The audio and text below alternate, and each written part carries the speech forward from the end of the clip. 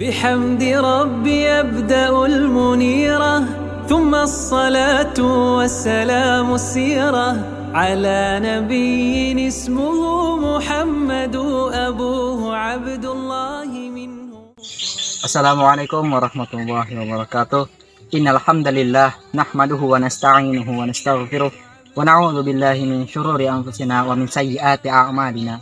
May yahdihillahu fala mudhillalah wa may yudlil fala hadiyalah. Asyhadu an la ilaha illallah wahdahu la syarikalah wa asyhadu anna Muhammadan abduhu wa rasuluh. La nabiyya ba'dah. Amma ba'd. Sebelumnya perkenalkan, saya Muhammad Rashid Ridha. Saya sini akan menyampaikan materi kultum dengan tema realitas Muslim generasi muda Indonesia di tengah globalisasi dengan judul menjadikan agama sebagai candaan. Baiklah, bercanda merupakan suatu hal yang wajar dan manusiawi. Bercanda biasa digunakan untuk menyampaikan ekspresi diri atau biasa digunakan untuk mencairkan suasana dan sebagai media komunikasi. Dalam Islam, bercanda adalah hal yang sah-sah saja. Nabi Shallallahu Alaihi Wasallam pun bercanda. Beliau bercanda pada para sahabatnya, beliau bercanda pada istrinya, beliau bercanda pada seorang anak kecil, beliau bercanda kepada seorang nenek tua, dan lain sebagainya. Tentunya dalam Islam, adab-adab dalam bercanda itu ada. Seperti misal, jangan melampaui batas dalam bercanda, jangan berbohong meskipun bercanda, dan jangan sampai menyakiti orang lain dalam bercanda, dan lain sebagainya. Lalu bagaimanakah kalau misal ada seseorang yang menjadikan agama, terutama agama Islam, sebagai bahan candaan? Bagaimanakah hukumnya menjadikan agama Islam sebagai candaan? Simak kisahnya sebagai berikut. Dari Ibnu Umar, Muhammad bin Ka'ab, Zaid bin Aslam, dan Qatadah. Hadis dengan rangkuman sebagai berikut. Diceritakan dalam suatu perjalanan perang Tabuk, ada seorang dari gerombolan yang berkata, kami tidak pernah melihat orang yang ahli baca Al-Quran, jadi maksud di sini ialah Rasulullah dan para sahabatnya, melainkan orang yang paling buncit perutnya, paling dusta ucapannya, dan yang paling pengecut ketika bertemu dengan musuh. Kemudian Auf bin Malik mendengar hal tersebut dan berkata, kau dusta, kau munafik, akan kulaporkan pada Rasulullah. Kemudian Auf bin Malik pergi meninggalkan orang tersebut dan menghadap pada Rasulullah. Turunlah wahyu Quran surah At-Taubah ayat 65 sampai 66. Kemudian orang yang bersenda gurau tadi datang menghampiri Rasulullah dan berkata, wahai Rasulullah, sesungguhnya kami tadi hanya bersenda gurau untuk menghilangkan kepenatan dalam perjalanan, sebagaimana orang biasanya menghilangkan kepenatan dalam perjalanan.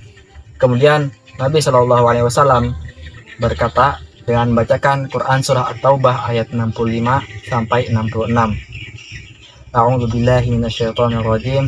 Wala in sa'altahum, dan jika kamu tanyakan kepada mereka, la yaqulunna, mestilah mereka akan menjawab, innama kunna nakhudu wa nal'ab, sesungguhnya kami hanyalah bersenda gurau dan bermain-main saja. Qul abillah, katakanlah, apakah dengan Allah, wa ayatihi, dan ayat-ayatnya, wa rasulihi, dan rasul-rasulnya, kuntum tastahzi'un, kamu selalu berolok-olok. La ta'tadiru, tidak perlu kau meminta maaf, qad kafartum ba'da imanikum, karena kamu telah kafir setelah beriman. Beliau mengatakan hal tersebut tanpa menoleh kepada orang tadi, dan beliau tidak bersabda lebih daripada itu. Kemudian ada Syekh Abdurrahman As-Sa'idi berkata, hukum menjadikan agama Islam sebagai candaan itu sangat berat, bisa menjadikan seseorang keluar dari Islam. Beliau berkata, mengolok-ngolok agama, ayat Al-Quran dan Rasul merupakan kekafiran yang bisa menyebabkan seorang keluar dari Islam. Karena agama ini dibangun di atas pengagungan kepada Allah, agama, dan Rasulnya. Itulah bahayanya menjadikan agama Islam sebagai candaan.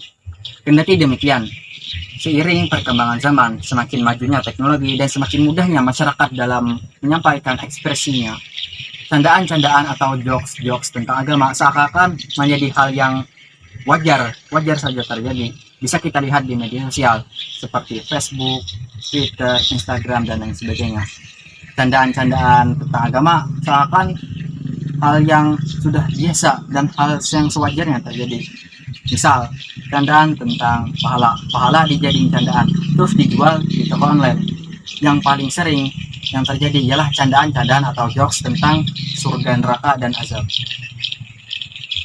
Sangat disayangkan, orang yang menjadikan candaan-candaan tentang agama ini justru orang yang tahu tentang Islam itu sendiri, alias Muslim itu sendiri. Sangat disayangkan, padahal Allah Subhanahu wa Ta'ala telah melarang seorang untuk menjadikan agama sebagai bahan candaan. Kita perlu waspada terhadap candaan-candaan atau jokes tentang agama. Selain karena sudah diperingatkan Allah dan tahu bahayanya seperti apa, kita juga waspada apakah candaan atau jokes agama ini merupakan suatu metode atau sistem dari kapitalis untuk menciptakan masyarakat yang sekuler. Masyarakat seakan-akan dibimbing dan diarahkan pada hal-hal yang memisahkan antara kehidupan dalam bermasyarakat dan agama. Masyarakat seakan-akan dikasih pembatas atau dikasih jurang antara kehidupannya dalam bermasyarakat dan kehidupannya dalam beragama. Sikap kita sebagai seorang muslim yang baik tentunya ialah menasihati terhadap saudara-saudara kita yang salah dalam memahami agama. Kita harus mendakwahi mereka. Tentulah mendakwahinya dengan cara yang baik pula, seperti yang dijelaskan dalam Quran surah An-Nahl ayat 125. Meskipun ketika kita mendakwahi mereka, kita akan dibilang sok alim, dibilang sok suci, dan lain sebagainya. Jangan jadikan hal tersebut sebagai penghalang kita dalam berdakwah. Jangan sampai kata-kata tersebut malah membuat api semangat kita dalam berdakwah dan berfastabiqul khairat menjadi padam. Ingat janji Allah dalam Quran surah Al-Asr. A'udzubillahi minasyaitonir rajim. Bismillahirrahmanirrahim. Wal 'asr. Innal insana lafi khusr illa alladziina aamanu wa 'amilus shalihati wa tawasaw bil haqq wa tawasaw bis sabr. Allah berjanji dengan waktu bahwa orang-orang yang saling menasihati dalam kebenaran dan saling menasihati dalam kesabaran tidak akan rugi. Jadi kita harus tetap berdakwah apapun halangan yang kita lalui, yang akan kita hadapi, harus tetap berdakwah tentu dengan cara yang baik pula. Kita harus tetap melakukan amal ma'ruf nahi munkar. Sekian dari saya, kurang lebihnya mohon dimaafkan. Semoga apa yang saya sampaikan dapat menambahkan keimanan kita menjadi teguh dan menjadi semakin kuat. Saya mohon maaf apabila ada kata-kata yang salah, tentunya yang banyak salah yang saya lakukan. Sekian yang dapat saya sampaikan. Billahi bisabil haq, fastabiqul khairat. Wassalamualaikum warahmatullahi wabarakatuh. ثم الصلاة والسلام السيرة على نبي اسمه محمد أبوه عبد الله.